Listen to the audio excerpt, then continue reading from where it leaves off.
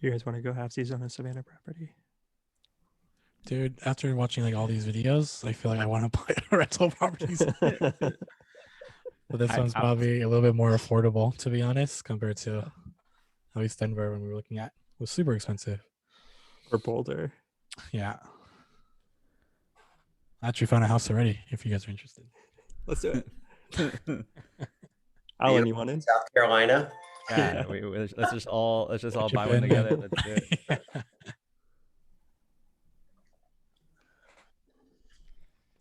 You already found one. What'd you find? Like here's the address. Daniella, can you let's do it? It was 10 Crossings Boulevard, Bluffton. 10 Crossings Boulevard. I think that might be under contract. Hold on. I moved pretty quick, so it's probably under contract. Yeah, right. Raymond's like, all right, here we go. It's a good one. Some cash and All right. beach office. Yeah. Oh, Amy, no. if you can help me Not edit yet. some of the Facebook titles and everything, I'm gonna just have Yeah, it go I've got all that. You just run with what you do and I'll handle the rest of it. Cool. Yeah, that's actually a great house. That neighborhood is called Pinecrest. I can tell you all about it. There you go. I know that was actually still available. The one down the street went under contract. That was what I was thinking about. Yeah, it looks super nice. Raymond's like, I'm ready. I was fast. Where do I sign? Nikki, get him pre-approved. Nikki, let's run our numbers. But those numbers, I think we can all just pitch in and go in cash. Let's do it. Done. Well, that's the thing about this area. And that's one of the things that I would love to make sure that we're able to speak about is that fact. I mean, when you're coming from certain areas, it doesn't really matter how much appreciation we've seen. It's still your down payment elsewhere. Mm-hmm. Yeah, Exactly. for sure. Yeah. So I had a sale the other day. One of my clients was selling a $2 million property, and the neighbor next door that she's been seeing for the last 8 years paid $2 million cash. And she said, she's 87.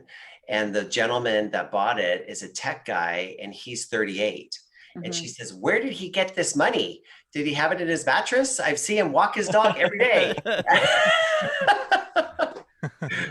They all You cash never those know. 14 days. I know. He You said, just well, don't. he That's hadn't wild. sold his stock. Raymond's like, here's the Zillow link. So, but all right, cool. I'm gonna go live real quick.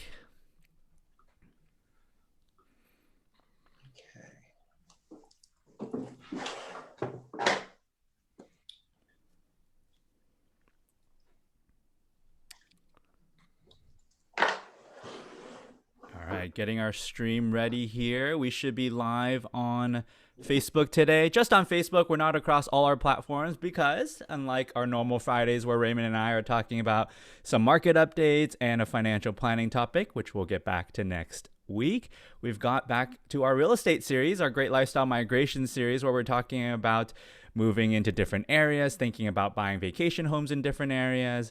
And so this week, we've got Daniella joining us to talk about South Carolina. So I'll introduce Daniella in just a second. But of course, as with any one of these series that we talk about, I'm going to go through some compliance things.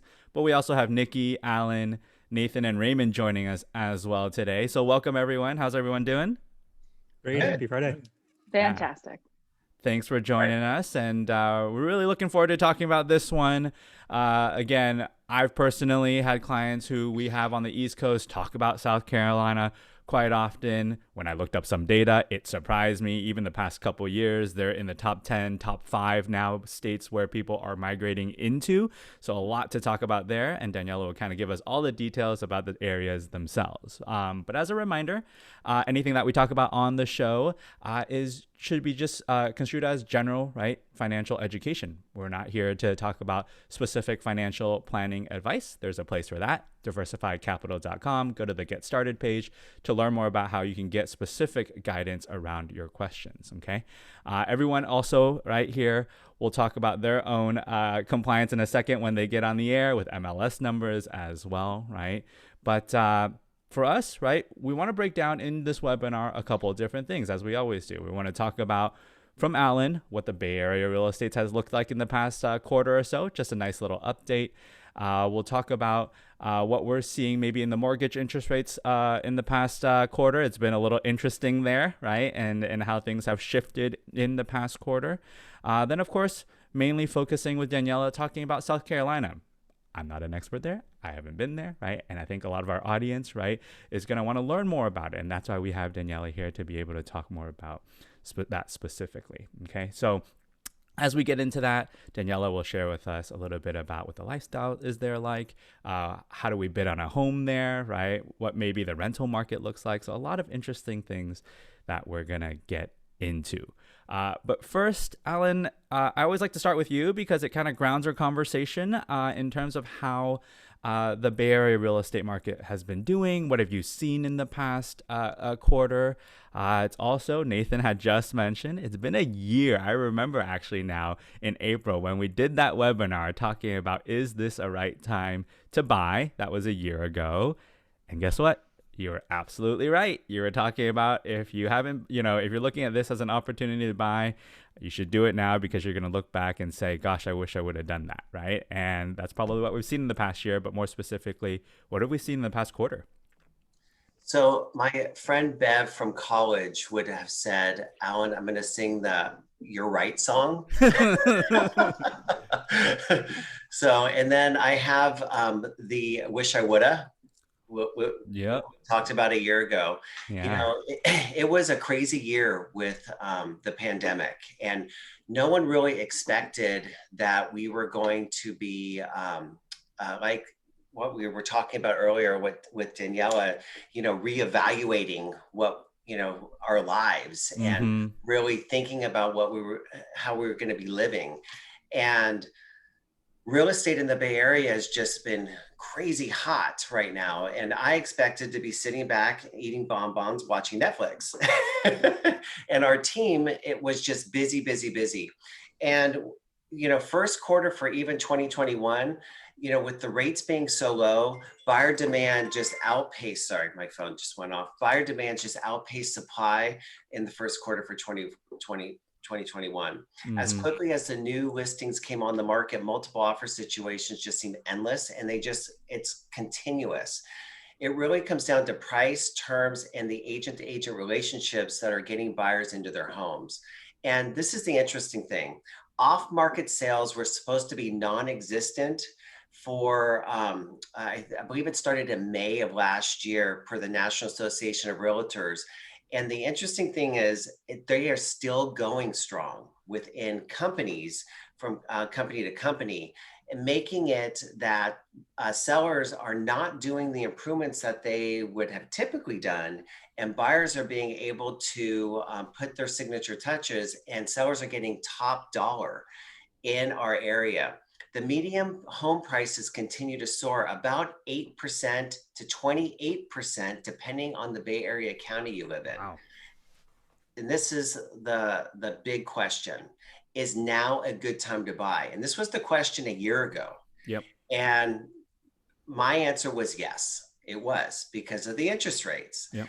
And the interest rates even now are still at a record low. Yeah. I mean, they just are. And with them being so low, your overall payment with a 15-year mortgage or 30-year mortgage is going to span out to be very, very low. And so as long as you hold on to that house for 5 to 7 years, and you're not planning on flipping it in a year to two. So that's what's going to make the difference. Now, when talking to clients, they say, well, if there's going to be a recession coming down the pipeline, and we've talked about this on these segments. Yes, at some point there will be a recession, but the housing market only got hit in the last, if you go back and look at the last 7 recessions, only one. And that was during the mortgage crisis. And that got hit really hard. If you go look at the other recessions, the housing market actually went up anywhere from 1% to 4%. And where we live, especially where we live, it's very, very strong. And we are seeing, so I'm going to use the city of Millbrae as an example. So we have clients that are looking in Millbrae right now, and there's anywhere between 4 and 8 homes that are taking offers on a continuous basis per week, one per week. and there's anywhere between 8 and 12 offers, up to 22 offers on these houses. It's crazy, crazy, crazy busy right now. So that says something. It's a very, very strong market. Yeah, and I think, you know, I've talked about this a couple times, and I'll touch upon it in a bit as well. But I mean, so much of it driven from when Nathan and I think about it, the IPO market in the Bay Area, right? The amount of IPO money that's been released into the market, right? 2020 was double the amount of transactions in 2019. So we're talking, right, like over close to 500 different companies went IPO, right, in traditional manners, SPACs, all of that, right? And that's, all right, assets that people have now to think about buying homes. And so, you know, we're certainly seeing that. And it kind of relates over to Daniella, which we're going to get into now, right? Like, why are our clients talking about buying secondary homes and vacation homes, or people in the East Coast migrating into South Carolina, right? It's some of that as well, which is, right, not only have they reevaluated their goals, right, as we discussed offline, but also some of these assets coming in, right? So Daniella, our South Carolina real estate expert, tell us a little bit about your background, right, the company itself, the brand, right? And I think it would be good for our audience to hear about that. All right, great. Well, thank you for having me. Very, very great to be here. My name is Daniella, and for those of you, and it's probably everybody wondering how to pronounce my last name, it is Squicquero. It's like Figaro, so just keep that in the back of your mind. Our company, our brand, I should say, is called Elevate Properties, and we actually just launched it. We have been a group of brands called the Life Group, Hilton Head Life, Beaufort Life, and I can get into that a little bit, why that was historically, and we have built those brands over the years. And we just recently got it all under one sleek new heading, and that is Elevate Properties. So we are with the brokerage Charter One Realty. Charter One is a local company. We've been around for over 30 years. And as we were talking about off the air, it's a little bit of an anomaly in a destination market to have a local firm really dominate the market, but we very much do. And the reason that matters, rather than just you know, vanity metrics, as it were, is the fact that, especially in a market like this, you really see the value of working with someone who is tied into that local network. Because you mentioned off-market deals. Off-market deals were not really a major thing here. It just, the buyer, the supply and demand just didn't really bear that out too much. Now, those things are happening more than they've really ever happened before. And being in a company where we sort of have the, you know, the ear, the whisper around the hall, that kind of thing, that has been able to cinch the deal for us more than once. Wow. And so, I mean, to your kind of come from your viewpoint, what's kind of been the driving factor? Like, if someone hasn't been to South Carolina before, right? Me, and right, like, what would you say about it? Like, what is the kind of draw to it? Because again, data shows it's been one of the most popular states to move into. Well, first of all, we should fix that. You need to come on down over, I guess, in your case. Yeah. But secondly, it's a number of things, and you know, that's true everywhere. Of course, there are a number of variables at play anywhere that you're looking. South Carolina, in general, the southeastern region of the country, that's had eyeballs for a really long time. And really that conversation, in my experience, really started with, they were talking about, you know, the impending retirement wave of the boomer generation and all of that. And so that's when eyeballs really started honing in on the southeastern region of the country. South Carolina in particular, not only financially is it very favorable, we'll get into that, I'm sure, but it's just in our area, by the way, just to give you sort of an overview. So we obviously don't deal in the entire state. We deal in a region that is known as the Low Country, and it's exactly what it sounds like. It is basically ocean level, and it is it's just a beautiful place. The person that is attracted to this area loves the outdoors. They love the abundance of nature. They love history. They love water. They probably love to golf, although they don't have to, as we'll probably get into as well. That's one of the accurate yet misconceptions about this area.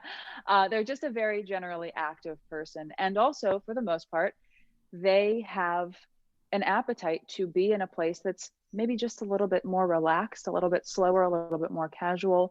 And so that typically is the person, whether or not it's a second or fifth home, or increasingly a primary home, that's the person that's attracted to this area. Awesome. And so, I mean, in the past year, like what we've seen in the Bay Area is this kind of focus on single family homes, right? Like that's been a huge focus in the Bay Area, right? Over the past year for you, right? What have you seen has been, right, the most popular homes, things that you are transacting on, right? The type of buyers that you're seeing and where they're coming from. Yeah, we don't have a lot of multifamily in this area. A lot of that's just zoning or the way it's been set up and sort of the precedent that's been set. The other thing about, again, to give a little bit of an overview, it's a really interesting place. It's definitely a unique market. They all are in their own ways, but ours certainly is. We don't really have, and we talked about this a little bit earlier, we don't really have an anchor city. So it's not like suburbs of, city X. It is just the pockets. That's all we are. And so that actually acts as a buffer in our market. We don't spike the way other places do, and we don't drop the way other places do. We definitely have our own, ups and downs and things like that, like any economy does. But we don't have the extreme highs and lows. Now we're in an extreme high relative to us, but we wouldn't be considered that relative to a lot of other places. And so for the people who are looking here, I think their budgets are attracted to this area because for a developed destination market, it's still relatively affordable to be here when you're considering, let's say that you're looking at both coasts, which most people really typically don't, but let's say that they do, and they're looking along the West Coast, especially the Southern West Coast. You're lucky if you can buy a garage for what you can buy a house here for. And so it's a little bit tongue in cheek, of course, but it's a very different market where the pocketbook is concerned. So that person's very attracted to here. And a lot of the people that come to the actual Hilton Head area or the Bluffton Beaufort area, they're actually coming from within the state. So they'll be coming from either, the northern, more sort of land-bound part of the state, and coming here, or they've been vacationing here forever. We get a lot of that. We get a lot of Northeast, Midwest. They say that half the population here is Ohio. It's not entirely true, but we've got a lot of them. Granted, I'm not entirely exempt. I did go to Ohio State, but wasn't born there. So, but those are the people that really come here. We get a lot of New York, Connecticut, Virginia. So kind of all the way down that coast. And increasingly, we're seeing more and more people from the West Coast, which has not been something that generally was really a buyer pool for us historically. Yeah. Those first three that you listed, right? Virginia, Connecticut, New York are probably where all those clients I talked about, right? Are located right now, right? Right. And as to your point, right? If they're looking there, right? Price point has been one. So share with us kind of some of the price points that you're talking about in South Carolina. Yeah, and it kind of depends on where you're coming from, because if you're coming from a more inland city, you might get sticker shock in the negative direction, right? Thinking, oh, wow, I can only get that for that. But if you're coming from a bigger market, it just depends on where you're coming from. It's all about your perspective. And of course, that's always true. What you're looking at here is, first of all, we have a wide range, which is great. So if your goal is just get here, we can get you something under $500,000 pretty easily. Now, it depends on where you want to be. It's harder to get under, really in this market, under the, call it 800,000 mark or so on the island colloquially, of course, being Hilton Head Island. So the closer you get to the ocean, the higher your price point's going to be, which is probably not surprising. But Bluffton, which is the mainland part of this region, and going sort of up the county, that is an area that is very much its own entity at this point. It's been growing and growing and growing, and it's fabulous. It's its own character. It's really, Hilton Head is characterized by ocean and bike and golf and tennis and all these things. Bluffton is characterized by life around the river and this really cool, youthful vibe. And there's an area called Old Town, which has this great promenade, fabulous restaurants. It's just a really growing place. And so there, again, depending on where you want to be, if you have a budget up to, let's just use the $1 million mark because it's a really easy number to talk about. We can easily get you something wonderful in the Bluffton area. And in a lot of cases, that will be behind gates if that's something that you're interested in. That's one of the other things about our area. A lot of our land is private. So unlike a lot of older communities, older cities and towns where you sort of, the neighborhoods have names, but they sort of meander one into the next. That's not the way this area was developed. A lot of our region was master planned.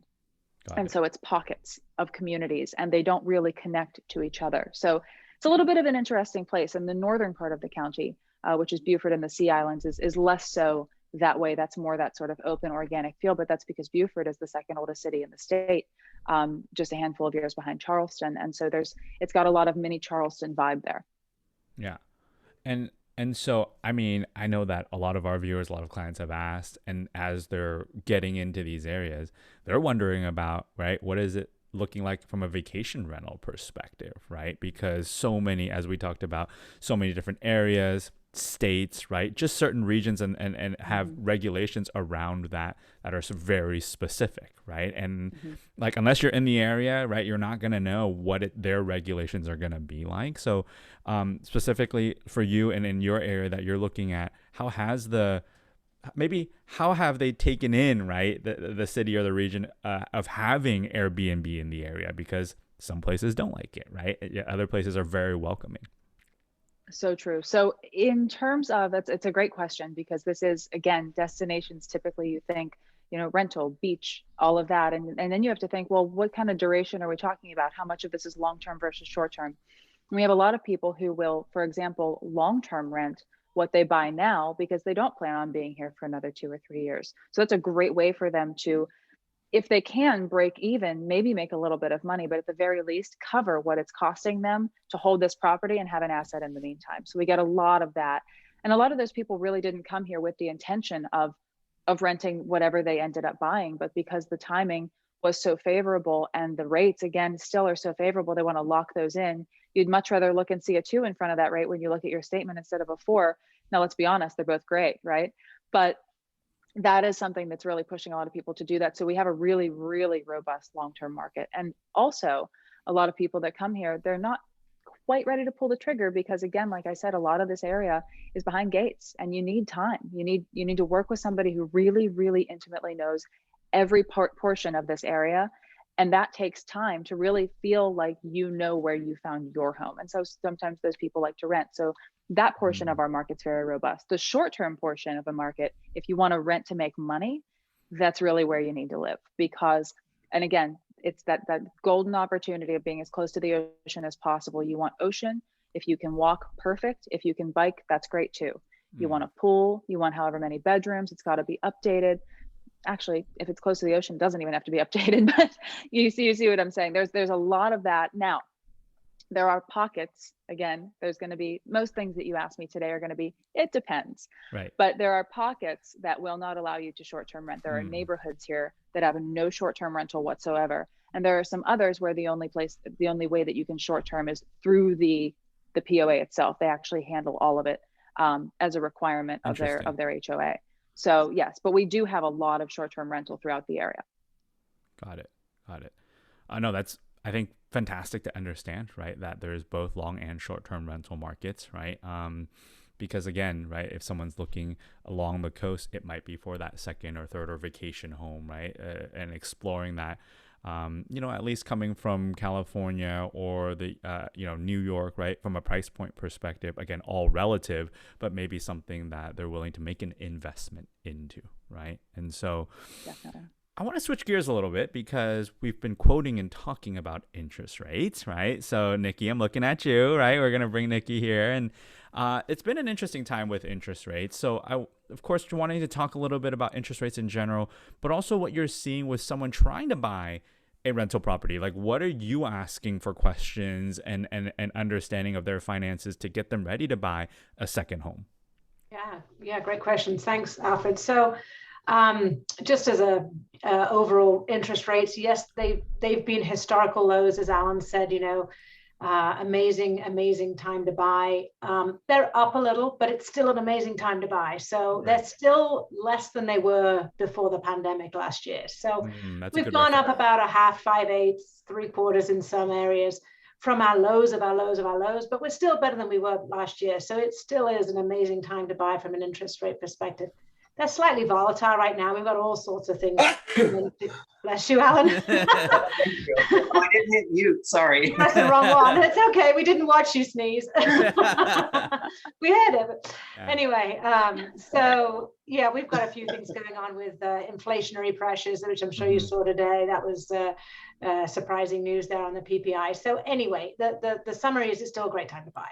Yep. In terms of affordability in second homes and investment properties, when we're looking at qualifying you, if you're looking for a second home, you literally are adding that debt to your debt to income ratio. So when we look at your total amount of housing debt, we just add another home onto it, and that you have to qualify for. There's no credit for rental income because it is truly a second home.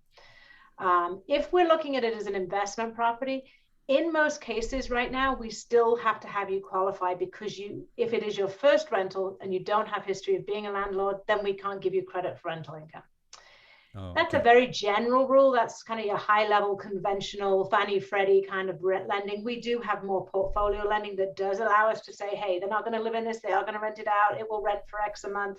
Let's give them credit for that. So there are some options to get more creative, but I think you and your planning work wouldn't work with somebody buying an investment property if their debt to income ratio was so tight that we really, really needed that income, because Houston, we may have some other problems. It might not be something that's a wise investment if we're that skinny.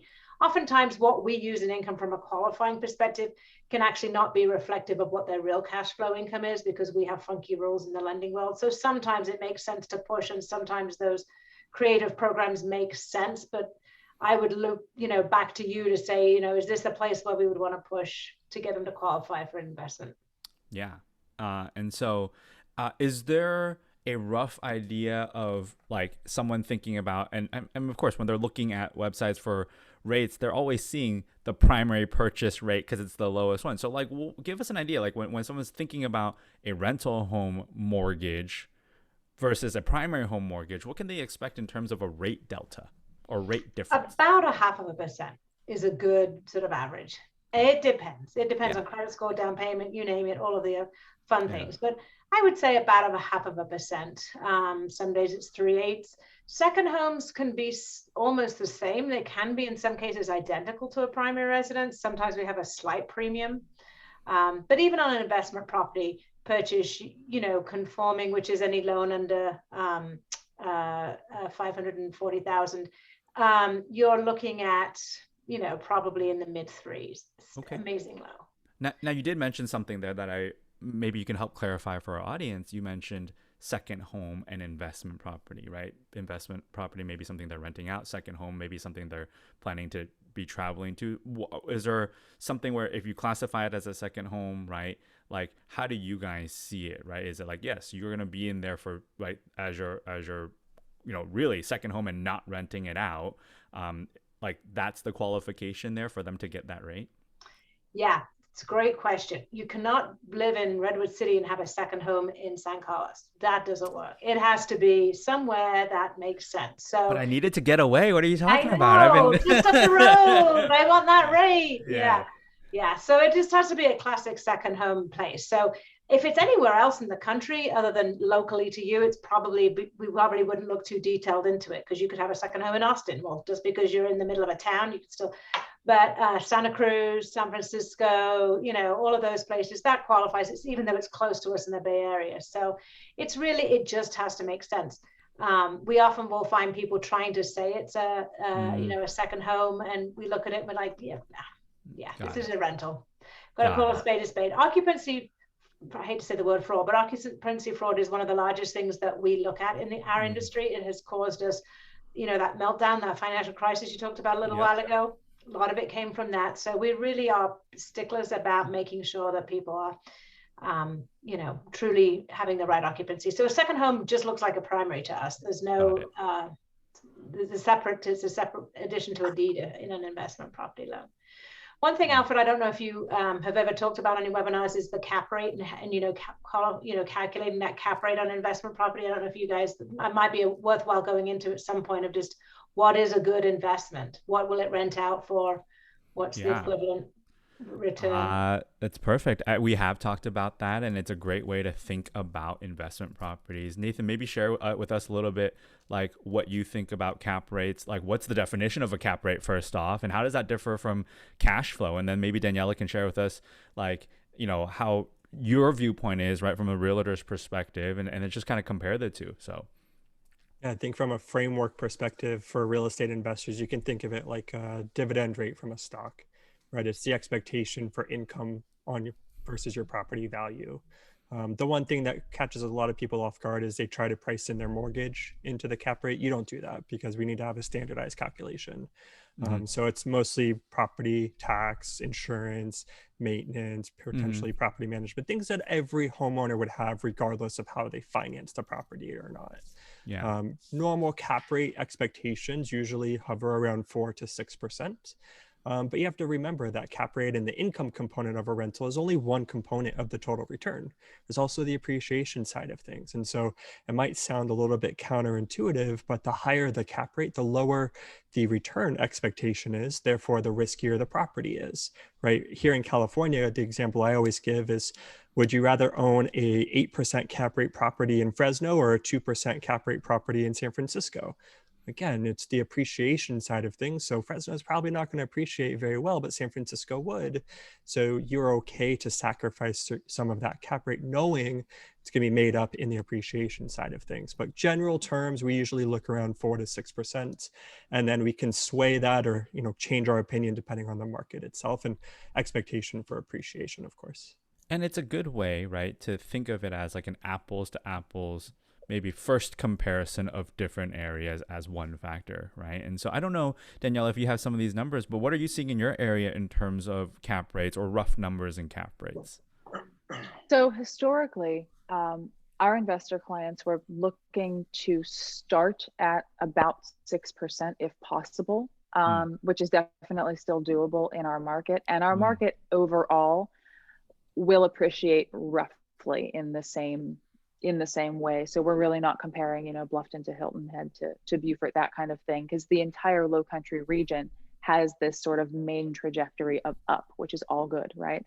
But the other thing when we're talking about investment properties, and this is one side of the business I absolutely love because I love the numbers, and that is, other than, as you mentioned, it's just one of the variables that you're really looking at. What I'm really looking at for people who want to, you can never guarantee anything, but for people who want to take a lower risk sort of walk into a property, is you really want to walk into equity if you can. And so that is trying to get the best possible base number going in, so that everything else really is just gravy. And then of course, looking at the tax benefits and talking to your CPA about how that will affect your books and all of that stuff. So there's a lot that goes into it, but you can definitely, there are areas here where there is money to be made as far as an investment perspective goes. Yeah. And I think, in general, like, people have argued, right? Like, I mean, why in our client sphere, our main client sphere in California, have been looking at properties outside of California from a rental perspective is because the housing price relative to rents, right, hasn't kept up. Like, rental prices hasn't kept up.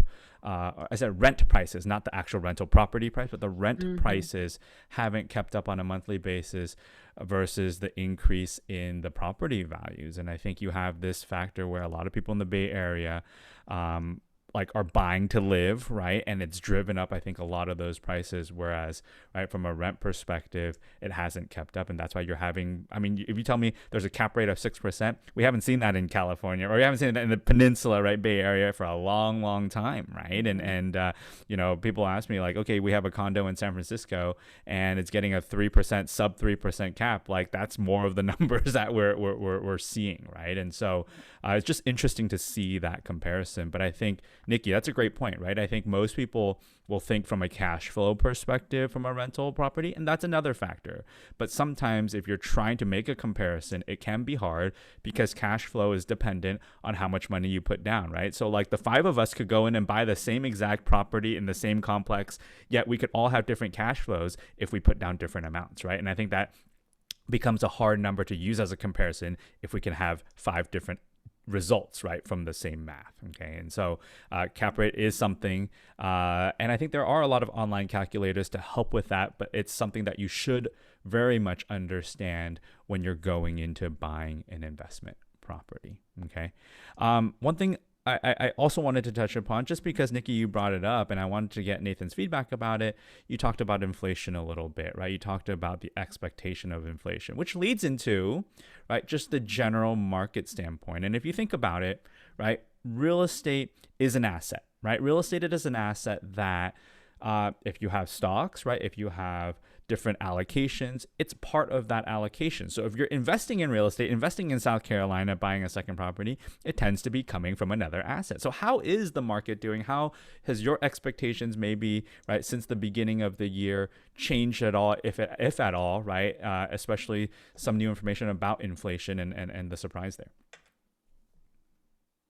I mean, inflation is top of mind for everybody right now. I mean, if you look back at 2020, between the federal government and the Federal Reserve, there was $8 trillion worth of stimulus that entered the economy.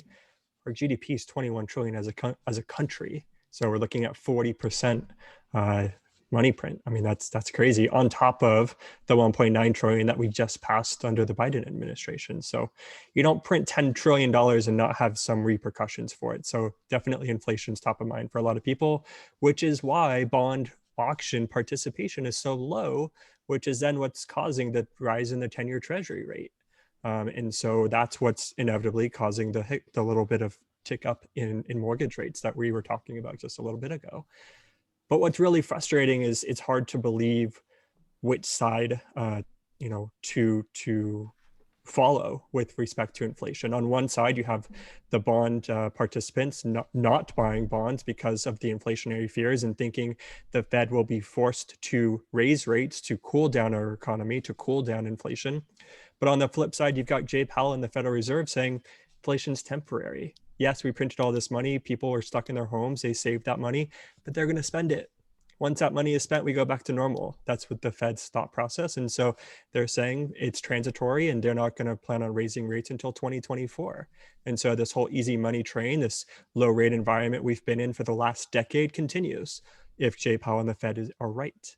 And so there's two completely contradictory part of the market going on, and it's tough to know who to believe. Yeah. I can tell you for the moment, the traditional forms of inflation, causations of inflation is not happening.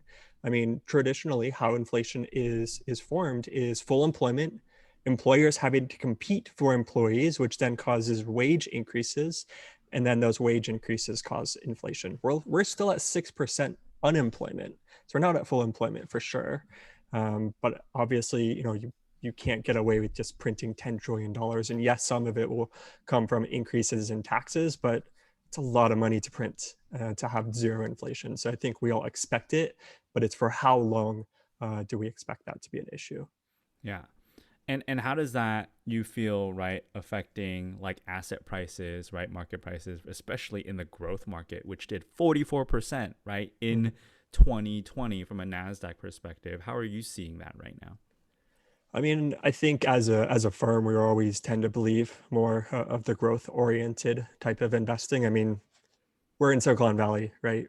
Tech companies drive our Bay Area markets here. So it's tough for us to not be pro growth. And you look at 30-year historical, 10-year historical, growth is better than value in that time frame. The only period that growth underperformed value obviously was the dot-com bubble burst, but that was 20 years ago.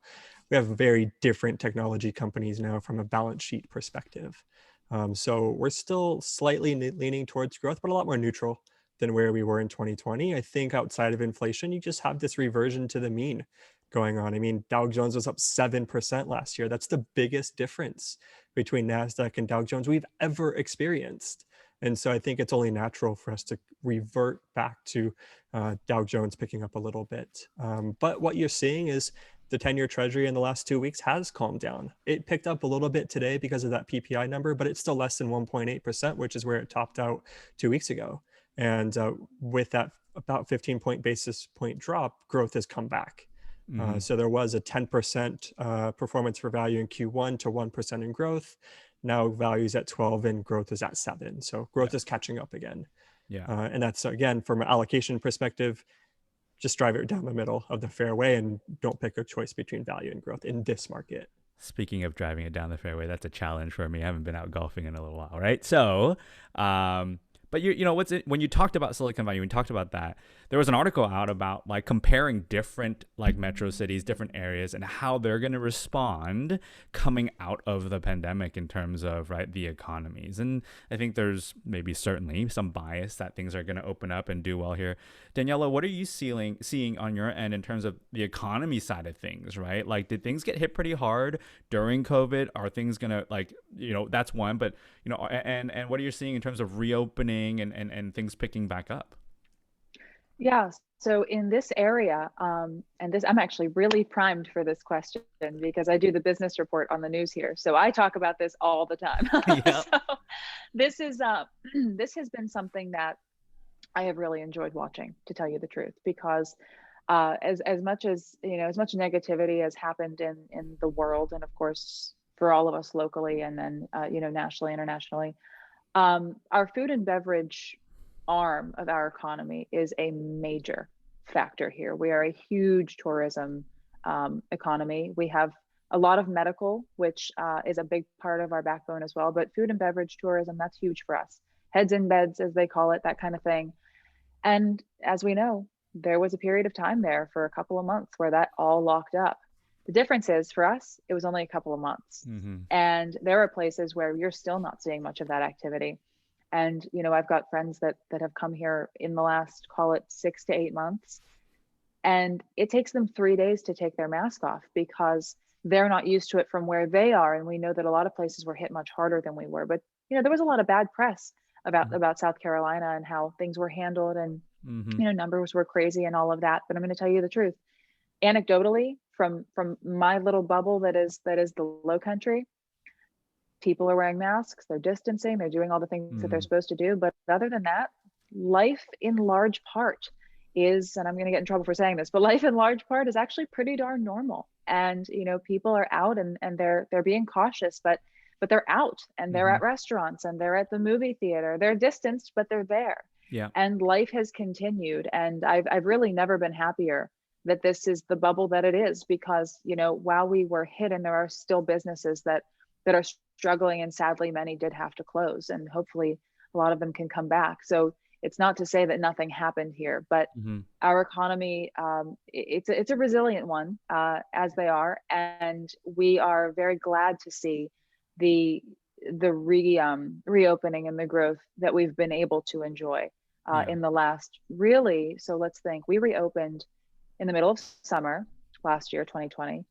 And since then, it's just been kind of an upward trajectory. And really the businesses that weren't able to weather that storm of those few months since the initial shutdowns, a lot of them were kind of on the razor's edge to begin with, or they had just started and their timing just happened to be terrible. So there are a lot of things that went into that, and certainly not everybody made it through, but by and large, we're doing pretty well down here. Awesome. Yeah. And I think, even in this area, you're starting to see, like, on a nice weekend headed to the city, it feels like relatively normal. And I think honestly, everyone can use a little bit of normal at this point, right? And so it's good to see that, but it's good to talk about that. There's certainly in our shows, Danielle, I know you haven't been on these, but in our shows, Raymond and I have been talking about, right, vaccines and all of that, and getting back to normal and what that would be like. And that certainly feels closer than ever, than in any time that we've talked about this. Crazy to think, Alan, that it was, and Nikki, that was 1 year ago when we had that is a good time to buy real estate webinar. And we were all, right, like, still webinar and Zoom, like, rookies at that point, right? And so it's kind of crazy to see how far we've come in a year, and actually making these a normal thing for our audience to hear about, and thinking about, I think one thing is true. People are evaluating what's important to them. Daniella, you mentioned that, right? Like, what's important to them, putting that front and center. And I think driving the urgency to make something that happen. Stole that from you as well, right? Like actually thinking about making those decisions. And hopefully these webinars, I think, are helpful for everyone just to think about what it is, they're, focusing on. And so I think the final thing I wanted to touch upon with you, Daniella, before we close out the webinar here is, what's the cost of living like, some of the actual dollar values that you're seeing, and any, tax, like income tax, or as a state, right, that you can speak of, just so that our audience can hear about that? Sure. So taxes is my favorite subject. Just kidding. So we are, generally speaking, and again, of course, it always depends on where you come from, but generally speaking, we are a pretty favorable place when it comes to that. Our state income tax is at 7%. And we generally follow the federal exemptions and adjustments and all those things that you can do that way. Typically, you can do them here in the state of South Carolina too, specifically in Beaufort County, which is our primary market. There are a lot of things to know as far as what it's going to cost you to buy a home here and hold a home here, because we've been talking a lot about investments, and really, before we go, if I can back up for one second, there's something that I wanted to mention that I forgot, and that is something that we talk with a lot of our clients about, and that's investments with benefits. That's kind of what we call them. And it's a little cheeky, but it also kind of gives you an idea of what we're doing. And that is, you can get something that it may or may not cash flow, but the benefit is you get to have a house at the beach, right? Or in one of these fabulous communities. And it's by and large, if not completely paid for by the rental, prospect of it all. And again, that's not even to talk about tax implications. So that's something that we talk a lot about, is that investment with benefits. I wanted to talk about that before. But yeah, so in this area, generally speaking, when you purchase a home, just to give you an idea of property taxes, we have an exemption for primary residence. So that's something that is very favorable for people who are here full-time or most of the time. I think it's 6 months and a day, if I'm not mistaken. And so what that is in general, now we're still based on a fairly archaic system. We still use a millage rate. And I'm not going to go into what that is or how it's calculated, because we have about 100 of them through the area, and they all differ just a little bit. But in general, if you're on the primary rate, you can expect to pay roughly about 0.5% of the value of your property. So just to give you a dollar idea. If you are not in the exempt, that is second or really anything else, homes, then you can look to spend about somewhere between 1 and 1.5%. It's usually right in the middle there of the value. So the jump is significant, and the exemption is actually the primary. That's not the base rate. So, but when you're coming from somewhere like the Northeast, where for, call it a $400,000 house, you pay $24,000 a year in property taxes. Doesn't really matter what you do down here, you're not going to touch that.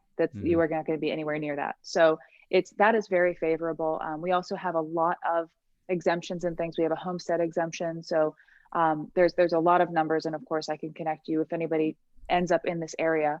We have some wonderful financial professionals that can go through all of that with you. But overarchingly, it is a very favorable place to be financially. Awesome. And to close things off here, right, for our viewers who are now extremely interested in going to South Carolina, right? Yay, I did my job. what are the top communities that you would have someone look into, right? That maybe are some of your favorites, but also just so that our viewers, right, can kind of do some research on their own. So you will remember when I said I will answer all questions with "it depends," and this might be the best possible example of that. So it really, really does. So my first questions to those people would be, how important is the beach to you? That is number one. Do you want walkability?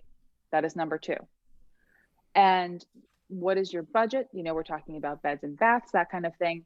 Are you okay with a villa? As we said, we call them villas, but when you hear villas in our area, condo, that's what we're talking about. Or do you want a single family home? Do you have a pet? So all these things matter, because a lot of these places do or do not, coincide with that desire list. But let's say the beach is important, right? Because for most people coming here, beach is pretty important. Coming from the Bay Area, let's start with the beach. I was just going to say, let's just go to ground zero, because that's the thing. So let's say beach is important.